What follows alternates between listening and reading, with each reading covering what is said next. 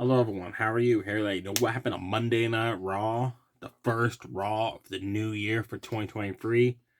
I apologize. I was hoping to have this video up last night, but I had one of my terrible headaches, migraines. I worked with it all day. I got home and I had to go lay down for at least 2.5 hours. No lights on, just peace and quiet. The migraine went away, thank God. So I apologize not having the video up, but here it is. Raw had 6 matches. I really enjoyed 5 of the 6 matches that happened. I want to talk about the match I did not like. Just get it done over with. Bianca Belair defended her Raw Women's Championship against Alexa Bliss. I'm a huge fan of Alexa Bliss. I've always been a fan of her back at NXT days when she was the manager of Buddy Murphy and Wesley Blake. When she got called up to SmackDown, she beat Becky Lynch in a tables match at TLC to win her first ever singles title. And she just been on a roller coaster ever since and not knowing what to do with her. Well, this match, I don't know what happened to Alexa, but she was sloppy. She made mistakes, and Bianca Belair, don't get me wrong, she was making mistakes too. Like there was one point, Bianca had Alexa Bliss up for the KOD driver, and you can see Bianca's lips, and you can see what she was saying here. She was saying, like, are you ready to hit me? Like, come on. What the hell is this shit, right? And then, I don't know, Bianca's facial expressions at one point looked like she smelled something bad or something in the audience. Alexa did a running cannonball off the ring apron, which every time she does that move, she connects with it perfectly, but last night, when she did it, she slipped and fell, almost hurt herself. She never even barely connected.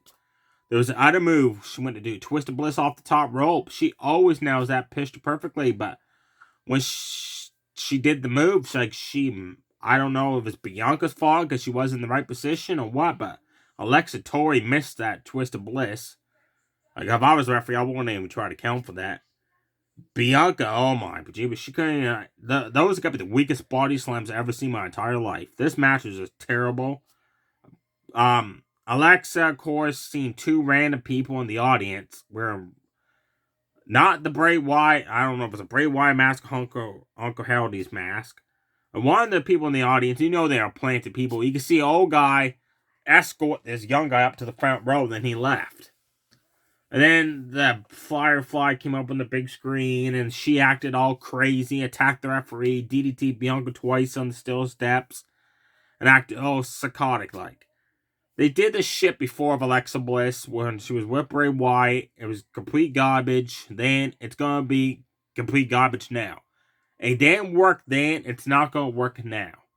And if they bring back that goddamn Lily doll, I'm just gonna say Alexa Bliss's career is done. She tries her best to do whatever they give her to make it look good, but some stuff you can't make it look good. Now the matches that were good. Chad Gable of the Alpha Academy. Otis Ringside took on Dexter Lumis. Dexter Lumis, I love how he moves around the ring, like slivers around. That was cool. He beat the shit out of Chad Gable, like X handle drops, nice backbreaker, multiple clotheslines. Chad Gable ended the offense with he started working on the arm, twisting it, jumping down on it. Then he hit a nice Northern Light suplex. Dexter Lumis started to get the offense going again. He went to apply that sleeper hold submission. Chad Gable countered it, hit a nice German suplex, but then Chad Gable hooked up Dexter Lumis' legs and arms and went for a unique pinfall cover. But Dexter Lumis reversed it and got the free count. This is the Dexter Lumis I like. How he moves around the ring, how he acts and all that. Not when he was with Indy Hartwell dressing up as a cowboy and acting all not Dexter Lumis-y. This is the Dexter Lumis I like. Instrument of Destruction match. This was awesome. Solo Sikoa faced my man Elias. And in case you don't know what instrument destruction match is, it's basically the only weapons you can do are instruments. Well, Solo at first wasn't using no instruments. Again, a nice Samoan drop, a nice belly-to-belly suplex. He went for the Samoan spike, and Elias just smoked his ass over a keyboard. twice across the back, once to the side. And then he threw him into a drum set on the outside. Then I don't know what piece of the drum set he picked, but when he nailed Sikola with it, Sikola went flying over the barricade. They were fighting up on the stage. Solo threw Elias into a different set of drums. Then he grabbed a piece of the drum set and nailed Elias in the midsection like 3 times with it. And then grabbed a microphone, which counts as a musical instrument, and bashed him across the head with it twice. So Elias grabbed a tambourine and smashed it across Solo's face 4 times. Solo ended up winning the match. Before he won the match, ended up winning it, Tom Hardy, the country music singer, was in attendance. He snuck in to help Elias and smashed a guitar across Solo's back. No effect whatsoever. Elias jumped off the top rope. Solo caught him with a Samoan spike. Then he hit that rock bottom. On top of a piano on the outside off the ring apron edge. That was an awesome way to finish the match. To me, this match was the match of the night for me between those two guys. Solo won it. Speaking of the bloodline, you had Sami Zayn and the Usos took on Kevin Owens and the Street Profits in a 6-man tag. The only thing that bugged me about this match was, before the match was announced, Adam Pearce said, anybody's got beef with the Bloodline for what they did last week on Raw attacking people, you guys can have them in a 6-man tag. So it made sense for Kevin Owens to be one of the 3 people. But not the Street Profits. They weren't attacked last week on Raw. People like Mustafa Ali, Cedric Alexander, Shelton Benjamin, Dolph Ziggler who were backstage. No wonder they had a beef, because I had beef too. Like, we got our butts handed to us. Why couldn't we get the spots? It was still a good 6-man tag. It just made sense for one of those other 4 people to beat Kevin Owens' partner. Montez Ford at first couldn't get his hit in the game because of what happened to his wife Bianca Belair in the Raw Women's Championship match. So Kevin Owens and Daniel Dawkins were like, okay, you're not going to help us. We'll just go at it 3-on-2. They were cleaning house until the referee did not see Jey Uso hit an enziguri kick on the outside of the ring, knocking Kevin Owens down. Daniel Dawkins started cleaning house until he got knocked down. Then they isolated Kevin Owens. They took turns stomping him dry, like a mud puddle in the corner. Working on Kevin Owens for quite a bit. Finally, Montez Ford did get the tag in. Enziguri kicks Gano and all 3 members of the Bloodline. Top rope crossbody knocking down Jimmy and Sammy. A frog splash on Jey Uso. Almost won the match, but Sammy and Jimmy broke it up. All 6 people started fighting each other. Outside of the ring, Daniel Dawkins football tackled Jey Uso into the barricade. That was awesome.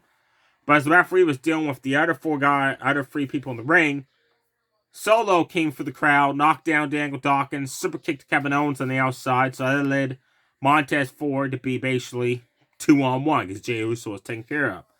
Jimmy hit a move on him, then Sami Zayn hit the Alua kick in the corner for the 1-2-3. Austin Theory defended his United States Championship against the Messiah Seth Rollins.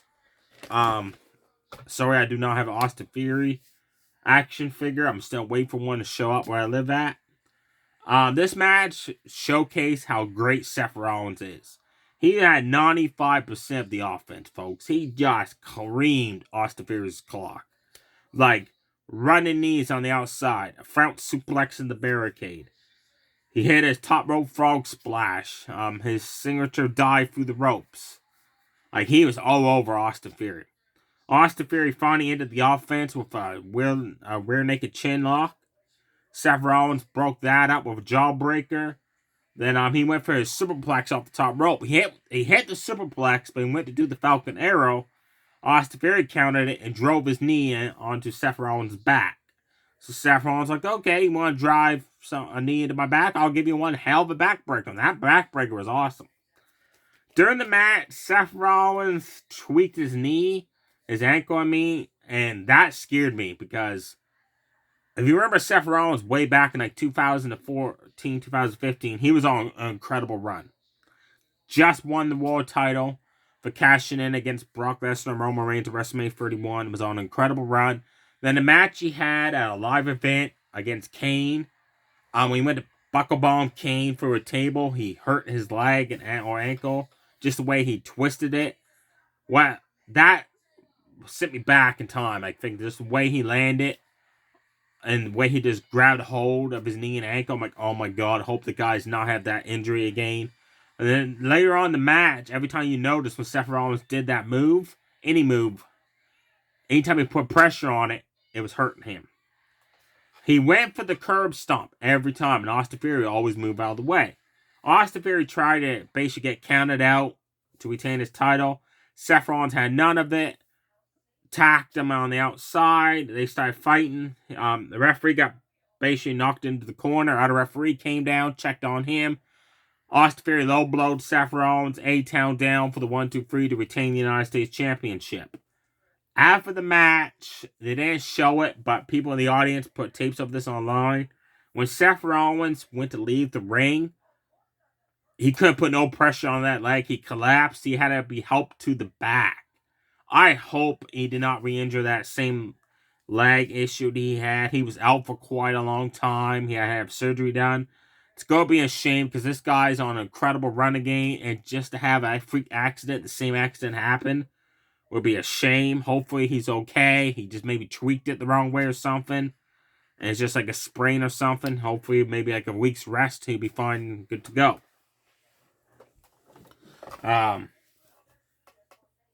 Sorry, I'm trying to keep track of what match. Oh, the last match. This was a handicap match. Yeah. Io Sky and Dakota Kai took on Becky Lynch, the Man, 2-on-1. This was a really great handicap match. I enjoyed it until the finish. Becky was doing that awesome running into the ropes, doing like a Hulk Hogan leg drop, but she would spin around and do it backwards. She did that 3 times in a row on Dakota Kai. Io X-Day sent Dakota into the ring post, allowed Becky to slam down Io. Becky was just cleaning house until Dakota Kai ran off and hooah kicked her right in the corner, right in the face. That was it for Becky. They worked on her 2-on-1 for quite a while until Becky placed Dakota Kai between the ropes on the edge of the mat and delivered one hell of an atomic leg drop. That was it for Dakota Kai for quite a bit. Then it just became Io and Becky going at it 1-on-1. And then suddenly Mia Yim ran out. And it became a tag match. And I agree with Bayley 100%. Bayley said, what the hell is this? This was a handicap match. But before this match started, Bayley said, it's too bad you didn't have a partner to face him 2-on-1, 2-on-2. And Becky said, I have no problem facing him 2-on-1. So even the announcer said this is a handicap match. So when Mia Yim came out and the referee basically allowed the tag, I'm like, what the hell is happening here? That's the part I didn't like, the end of the match. Mia Yim came in, started dominating, cleaning house and all that. Becky started fighting Bayley outside the ring, and this is what ruined it for me. Right here. Mia Yim did a riot kick to Dakota Kai. And if you watch this, when she does the riot kick, she basically falls down, looks up, and moves over for Io Sky to hit the top row moonsault for the 1-2-3. Like, I don't want to see that. I'm not a big fan of that. To basically hit the riot kick, to basically fall down and reposition yourself for the top row moonsault. I think it's like move out of the way and then have Io hit you with another top row moonsault, not the way it happened. So Mia Yim took the pin. Io Sky and Dakota Kai basically won the match. There you have it, folks. Definitely check out the matches of Monday Night Raw, except for the Bianca Belair Alexa Bliss terrible match. And definitely check out every other match. The handicap match was, like I said, was very good, except for the ending there where Mia Yim came in to make the tag, which to me, I don't know why that happened and how she took the pin. Also, before I leave, they threw in an Easter egg backstage. I don't know if you people caught it, but I did. This is 2 weeks in a row now they've done this. Well, actually, 3 weeks, because last week's Raw was the best of Raw 2022, so I won't count that. MVP, 3 weeks ago, approached Adam Pearce and said, we got to talk with Bobby Lashley. Adam Pearce said, no, we're not. Then you noticed last night on Raw, this was cool.